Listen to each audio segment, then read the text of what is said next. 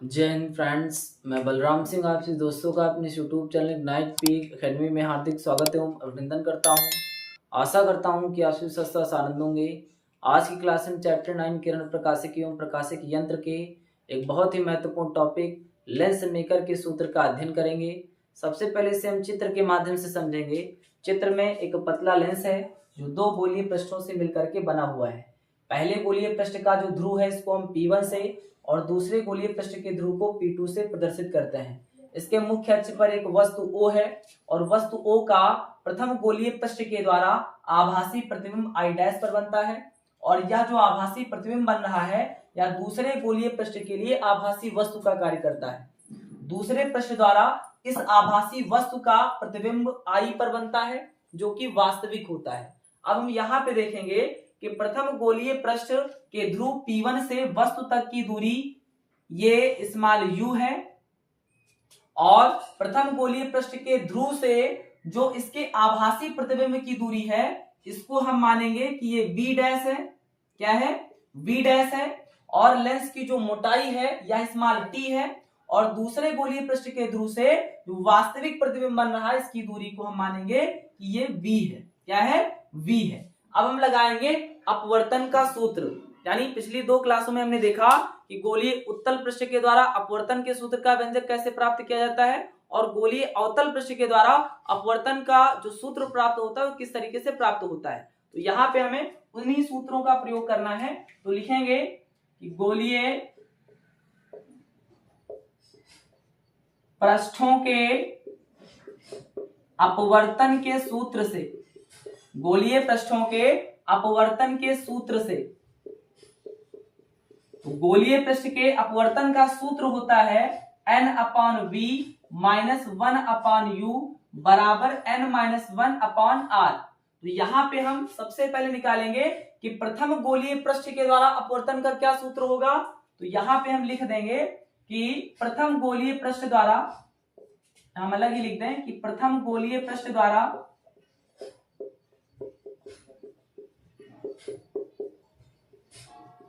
अपवर्तन का सूत्र,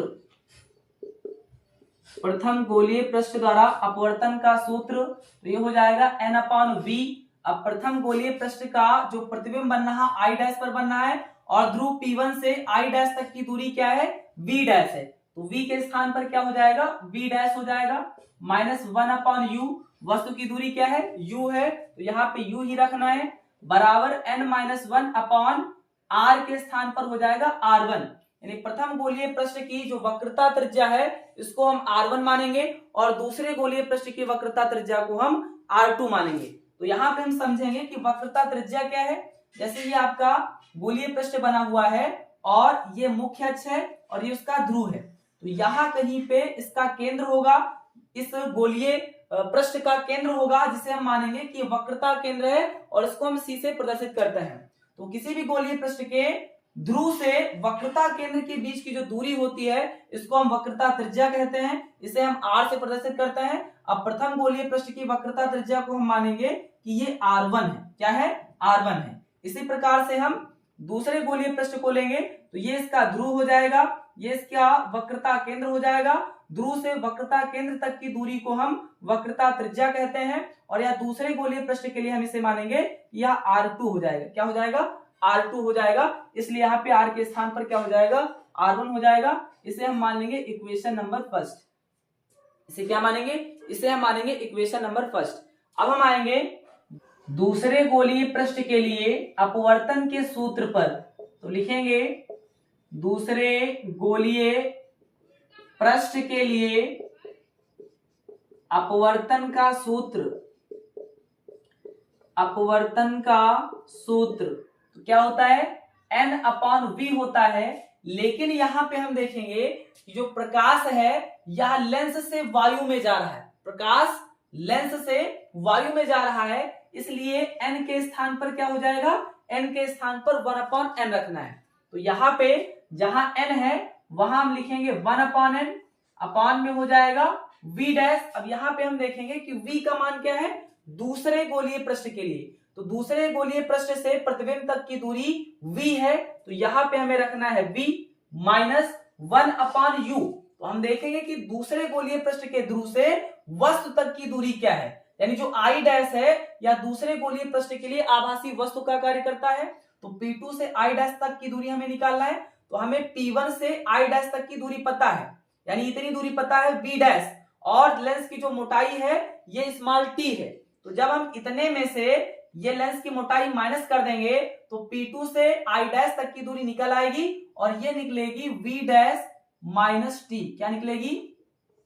ये निकलेगी V डैश माइनस टी। फिर से एक बार समझिएगा, हमें P2 से यानी दूसरे गोलीय पृष्ठ के ध्रुव से प्रतिबिंब तक की दूरी को निकालना है, यानी P2 से I डैश तक की दूरी निकालना है। तो हमें P1 से I डैश तक की दूरी पता है, लेंस की मोटाई स्मॉल t है, तो जब हम इतने से इतना माइनस कर देंगे तो इतना हमें पता चल जाएगा और इसका मान आएगा V डैश माइनस टी। अब U के स्थान पर V डैश माइनस टी रखना है, यही दूसरे गोलीय पृष्ठ के लिए वस्तु की दूरी हो जाएगी। तो यहां पे हो जाएगा V डैश माइनस टी, फिर बराबर n माइनस 1/r है, तो यहां पे n के स्थान पर रखना है 1/n, क्योंकि जो प्रकाश है यह लेंस से वायु में प्रवेश कर रहा है। फिर -1 रहेगा अपॉन R2 हो जाएगा, क्योंकि अभी हमने बताया कि दूसरे गोलीय पृष्ठ के लिए जो वक्रता त्रिज्या है यह R2 है। तो यहां पे एक लाइन हम लिख सकते हैं, यहां पे एक लाइन हम लिखेंगे कि चूंकि दूसरे पृष्ठ में प्रकाश लेंस से वायु में जा रहा है, वायु में जा रहा है, इसलिए n बराबर क्या रखना है? n बराबर 1/n रखना है। तो इतना आप लोग नोट करेंगे, फिर इसके आगे से सॉल्व करते हैं। फिर इसके बाद में हम देखेंगे कि जो स्मॉल t है या हम कहें लेंस की मोटाई, यह V डैश की तुलना में अत्यंत नगण्य है। क्या है? V डैश की तुलना में अत्यंत नगण्य है।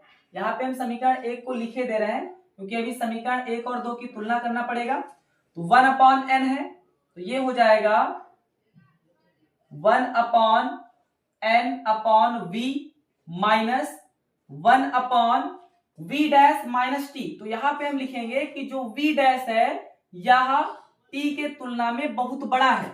जो V डैश है यहाँ पे हम देखेंगे कि जो V डैश है यह स्मॉल t की तुलना में बहुत बड़ा है, क्योंकि पतला लेंस है। कैसा लेंस है? पतला लेंस है। इसलिए हम जो V माइनस टी है या हम कहें V डैश माइनस टी है, इसको हम V डैश के बराबर मान सकते हैं। क्योंकि जो V डैश है ये बहुत बड़ा है t की तुलना में, इसलिए V डैश माइनस टी ये किसके बराबर हो जाएगा? ये V डैश के बराबर हो जाएगा। तो यहाँ पे 1/, क्या हो जाएगा? V डैश हो जाएगा। V डैश स्मॉल t की तुलना में बहुत बड़ा है क्योंकि पतला लेंस है, इसलिए V डैश माइनस टी को हम क्या मानेंगे? V डैश मानेंगे, t को हम नगण्य कर देंगे। बराबर यहाँ पे जिसके अपॉन में कुछ नहीं 1 होता है, 1 और n का जो एलसीएम है ये n हो जाएगा। 1 का 1 से मल्टीप्लाई 1, n का -1 से गुणा तो हो जाएगा माइनस का n।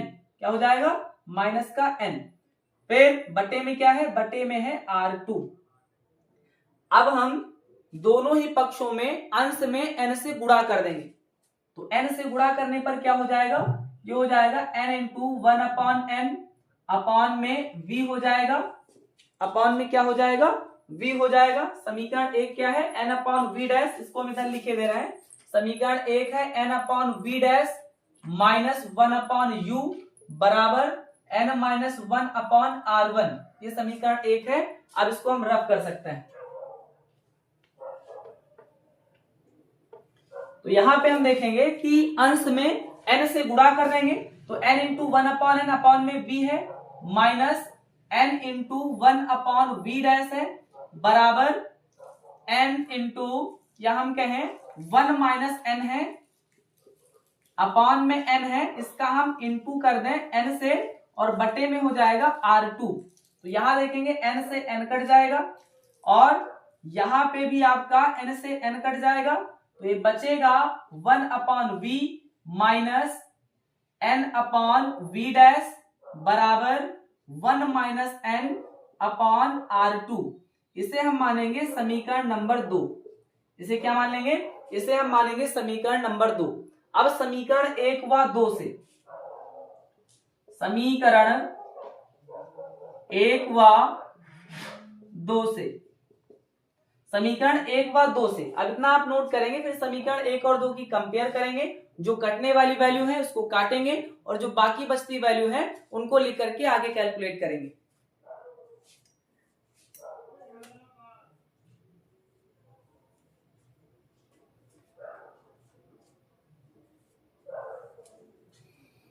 अब इसके बाद में देखेंगे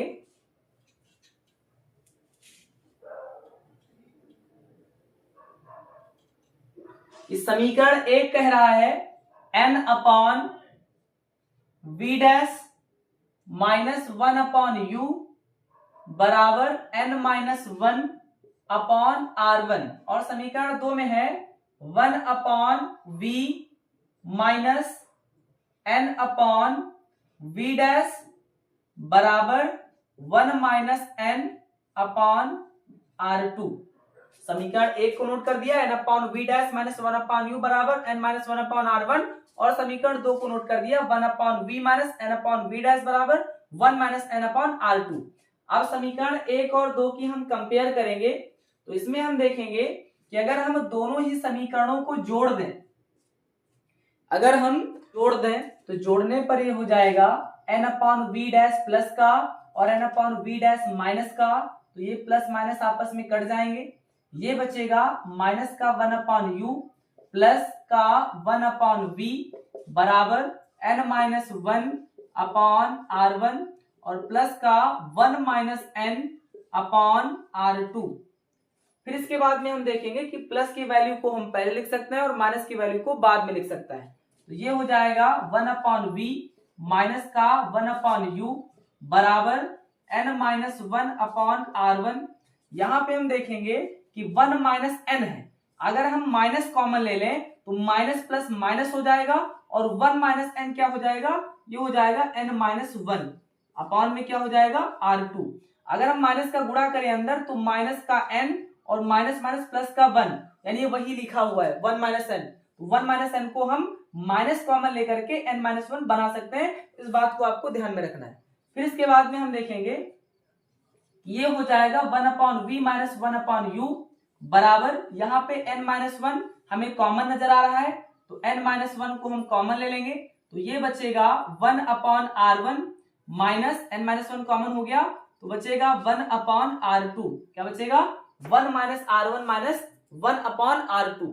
फिर इसके बाद में हम देखेंगे कि जो 1 अपॉन v होता है और माइनस का 1 अपॉन u, ये 1 अपॉन f के बराबर होता है।